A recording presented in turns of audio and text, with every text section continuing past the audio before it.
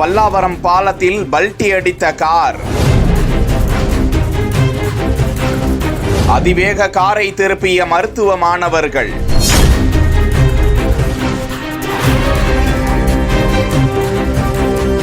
காருக்குள் அலறிய மருத்துவ மாணவிகள் உள்ளிட்ட இளைஞர்கள்.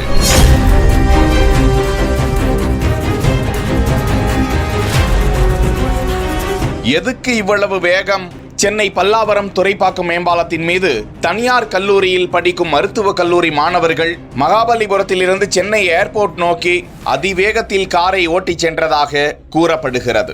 அந்த காரை 20 வயதான ஆதர்ஸ் ரெட்டி என்ற ஆந்திர பிரதேசம் நெல்லூர் மாவட்டத்தைச் சேர்ந்த அந்த மருத்துவ மாணவர் ஓட்டி வந்திருக்கிறார். கார் பல்லாவரம் மேம்பாலத்தின் மீது அதிவேகத்தில் சென்றிருக்கிறது.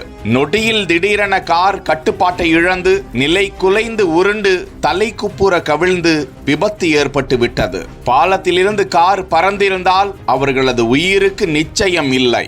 காருக்குள் 3 பெண்கள் 2 ஆண்கள் உள்ளிட்ட இளைஞர்கள் அலறுகிறார்கள். அதிர்ஷ்டவசமாக அனைவரும் சிறிய சிறிய காயங்களுடன் உயிர் தப்புகின்றனர். சக வாகன ஓட்டிகள் அவர்களை பாதுகாப்பாக காருக்குள் இருந்து வெளியே மீட்டனர்.